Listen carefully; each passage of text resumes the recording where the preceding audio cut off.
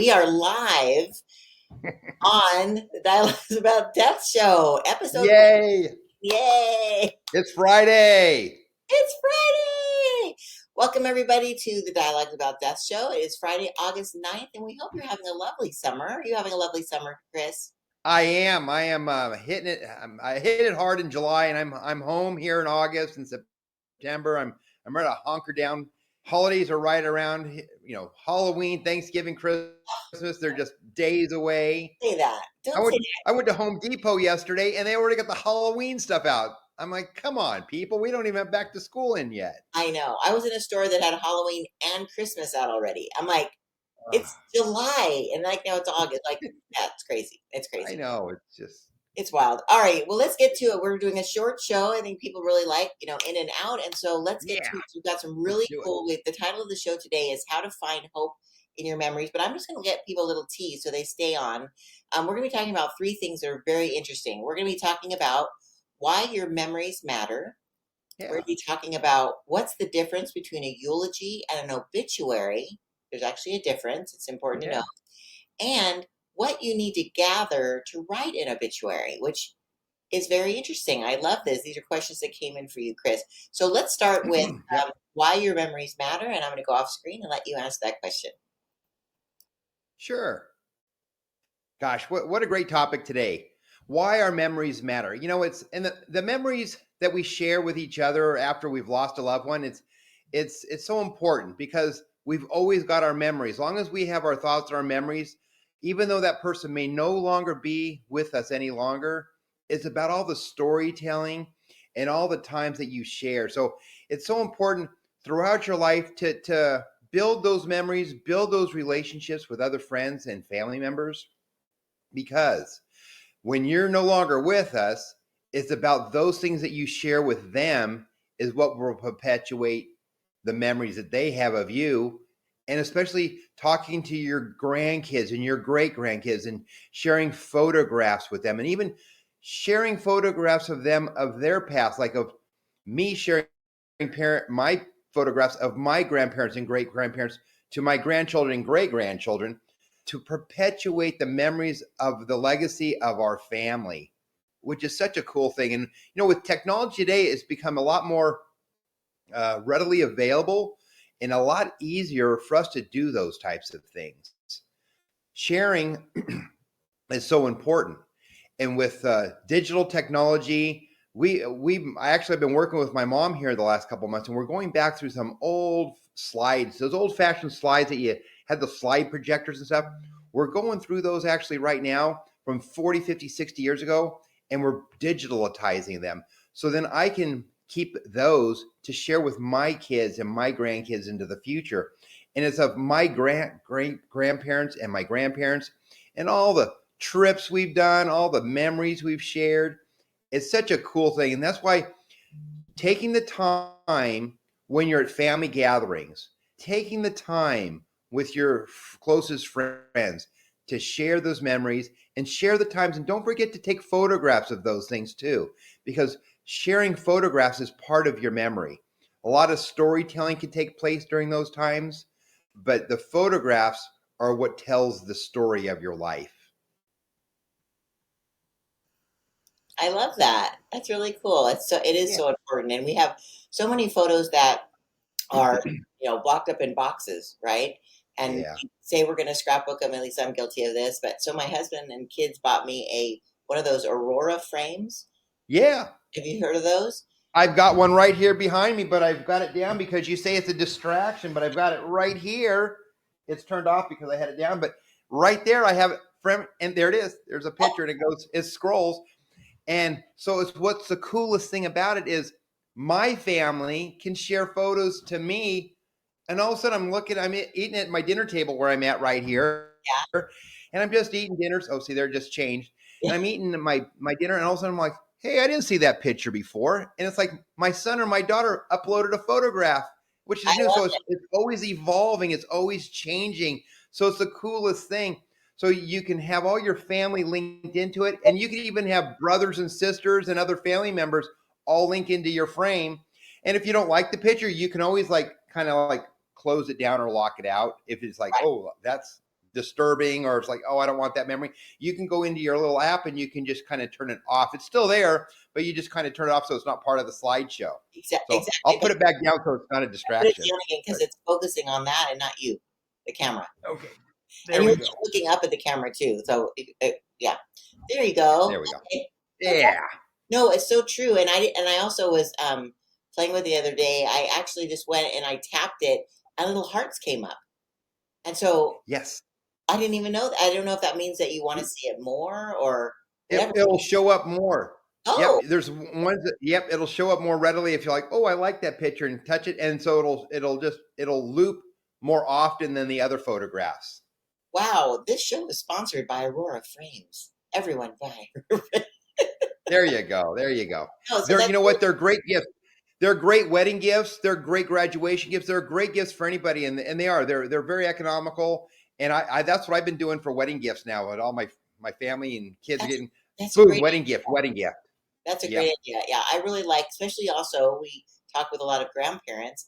It's fantastic gift for your grandparents because they are probably on social media all the time. They don't see your vacation pictures. They don't see all that stuff. So if you can load it on remotely, and then like you said, all of a sudden it shows up on your frame, and you're like, oh, Yep. it's like a present. Like, oh, it's the present Yep. because you're new Absolutely. again. Yeah, that's Yep. awesome. And giving them to your mom, like grandma and grandpa. It's the wonderful thing because then you're uploading pictures of the grandkids and your trips all the time. So if grandma and grandpa can't get out, they're kind of like, they're getting to their ages where they're not traveling, getting out much anymore. That aura frame's right next to their recliner chair at night, and then they can just watch all the pictures literally for hours. Yeah, I love it. I do. And I'm on Yeah. all the socials, but I still love looking at those pictures over and over again. So, Yep. yes, I love it. So, memories do matter. And I like They how do. great that you shared all that. So, let's Oh, bring us thanks. that brings us to our next question is what's the difference between a eulogy and an obituary? And I'm going to go off the screen and let you answer Sure. that. Awesome. Thank you. Yeah. People come to us all the time when we're gathering information for a funeral, and we're getting information from them, so then we can help and assist them. But they're like, well, what's the difference between an obituary and a eulogy? So an obituary is something that's written. It's kind of like a little story of the history. It's kind of a snapshot, maybe the highlights of a person's life that's written down, and it could be put either in the newspaper. We offer putting it online on our website. So we create little website memorials of all the families that we serve, and so then families can upload photographs, and we also have them write an obituary, so then we can put a little that obituary together. Now, a eulogy is similar to an obituary, but it is words that are actually said. So a eulogy is usually said at a memorial service or a funeral. It could be the obituary that is recited as the eulogy, but a eulogy could be a little bit more storytelling and memories of that person. So the difference between the two, an obituary is something written, a eulogy is something said by words in front of a group of people. But they can be the same, but typically you'll elaborate a little bit more on a eulogy with maybe some stories incorporated into the person's life, kind of a timeline of events of highlight that a person has achieved. So that's kind of the difference between the two of them. Awesome. Okay, very cool. Yeah. And also a eulogy, like you said, is spoken. It's usually not recorded, so it's kind of more of a personal um, time that the family has, like you said, at a service or celebration. Yes.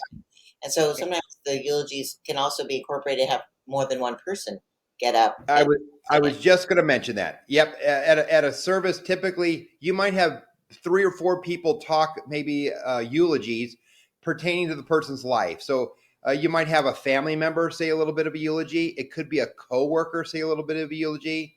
Maybe a best friend, someone in the neighborhood. So eulogies are said like little stories about the person as memories to recite at a service, and they're just one and done. They're not really recorded or anything like that, unless you do a webcasting, which we offer at our funeral home too, which can help record those memories. And webcasting can also incorporate those people that can't come to the service to be a part of it. We also, at our funeral home, we can record them when they're on site in our funeral home. So if somebody can't make it on the day of the service, if a family wishes, we can record those memories And so they can go back later on and actually revisit them, because sometimes on the day of the funeral, there's so many things going on, you may miss those types of things. And so recording, having a webcam there, and videotaping the service itself is kind of a nice little memory to go back to maybe a week or two later to revisit all those people that shared all their eulogies and all their stories of their loved one. Yeah, yeah, it's quite a blur, definitely, especially in an emotional Yeah, situation. And we have yeah. some wonderful guests that have come on today. We have Christina. Oh my goodness, my computer's going off. Christina and Good morning. Keisha and Sissy, and of course, Keisha is here as well. Thank you guys so much for Morning. sharing today. That's awesome. And Morning, you gang. are part of Chris's team, and so you are experts at knowing probably what's going to go into the next question. So if you have anything that you want to share, please put it into the chat because we'd love to share that as well. Because the You last bet. question is something that you guys deal with a lot. People come and maybe they don't know like the information they need to gather to write an obituary. So, Chris, would you outline important things that people need to kind of start gathering together so they're prepared to write when the time comes? Sure. So there's a few different items that we need to gather when we're sitting down with families to gather the information for an obituary and gathering information for a funeral service. And sometimes that information isn't readily available. You know, when families come in, we ask them a lot of vital information, and a lot of that vital information goes on to the death certificate, which is just kind of more legal stuff. But what we want to do is also get the memories and build a kind of a nice little memorial to that person. So we always are interacting with them, and hopefully when people come in, there's 3 or 4 family members that are together, and we start asking them some questions. Well, tell us a little bit about your loved one. Were they involved in any clubs or organizations? What were some of their favorite hobbies or interests? And we try to start asking them some things that, to tell a story about their loved one, and we start making some notes for them.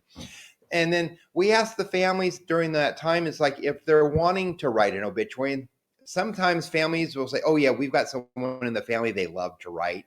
I'm like, well, what you need to do is share some of this information, share a little bit about their life to that person, so then they can write the obituary for the family, provide it to us, and then we can upload it to our website. But there are some families that say, you know what, can you help us? And that's what my team's here for also. So my team will come together asking those types of questions, and highlighting those things. And we can assist our families in putting together an obituary and uploading it to the website also. So you definitely want to have some information together before you come to the funeral home. You want to just get some information on their life, maybe some accomplishments or awards that they've received, perhaps something very unique or different. Maybe they were an astronaut, maybe they swam the English Channel, something that maybe not everybody does, or maybe something that's very unique that would draw somebody into reading that article about that person. And then maybe telling them a little bit about the family that they're leaving behind. Maybe if there's a spouse or children or parents or grandparents or grandchildren, maybe letting people know a little bit of the legacy that they're leaving behind. And so giving some information about that too. Some families, though, are very private. And so they don't want to put a lot of that information out, because today we put that information out, and then with the information highway and the internet, a lot of it's out there. So some people are kind of selective of giving a lot of that information out. And so sometimes we hold some of that information back until after the funeral, and we'll post it a little bit later, just so that it's not out there prior to all the service and stuff. So we have control over that information. The family has control over that information. And so what we're here to do is partner with them so we can provide the most beautiful memorial and memories of the loved one that they're leaving behind. I love that. That's awesome. Yeah. And it's so true. There is things people could be very private, and it's nice that you are aware of that and can help manage that as well, and let them know Yes. things might be just too much, and also like we talked about on a different show with social media. Sometimes people don't want anybody to know until after because they don't want to be bombarded. They just don't That's have the right. energy to deal with that at that time. So Yeah. you guys are so respectful. And we also had somebody else come on, Lucim Sanchez. Welcome to the Dialect Morning. Show. Good morning. Good morning. We just love when we have people come on live and ask questions and share this with their Absolutely. people that might be interested in this information. So Yeah. I'm so glad you all could be here today. So, Chris, I think that wraps it up. You answered all three questions so succinctly. Yeah. So thank you Wonderful. so much. And the next show is going to be on August. No, that was, did I say August? No, it's September 6th. September 6th, Mary. Come September on. 6th. Yes. What? My brain, I'm still in summer. And let me just fix that right now. So we have that for perpetuity. Perpetuity? Perpetuity. Yeah. It's a Friday. All right. So Yeah. thank you guys so much for joining us for the episode 15 of Dialogues About Death, How to Yeah. Find Hope in Your Memories. And Chris, thank you so much for your time today. This again is your host, Chris Miller, who's the funeral director at Thomas Miller Mortuary. And just so we have this for the audio recording, Chris, people can reach your office and your wonderful staff who happens to be watching today, either at the Corona Chapel at 951-737-3244 or at the La Sierra Memorial Chapel in Riverside, which is 951-687-0551. Oh, and Yeah. I also want to make a little announcement. We're going to be, as we're getting closer, we're going to be talking more about it. But we have an exciting event coming up on November 2nd at your Yeah. Corona location. Do you want to just announce what it is? It's going to be right around after Halloween time. I don't know if I want to let the cat out of the bag yet, but we're going to have a great little community event. We want everybody to get involved, and it's going to be the Day of the Dead celebration. Uh, And we're looking really forward to bringing the community together, and we're going to have some special things. I don't want to let all the cat out of the bag yet, but we're yeah, going to have some special events, special things that day yes. on Saturday, November 2nd. It's going to be awesome. It's such a I'm tribute. looking. It's open to everybody. It'll be a free event for everybody. So put it on your calendar. Saturday, November 2nd. Yes, it's going to be beautiful. And a tribute to our family members who have gone before us. A real celebration Yes. and our honorarium. So I think it's going to Yes. be great. Awesome. All right. Well, until next time, if you have any other questions, you can go to Chris's website, which is thomasmillermortuary.com. And until September 6th, you guys have a blessed month. Bye-bye. Bye. Have a great week.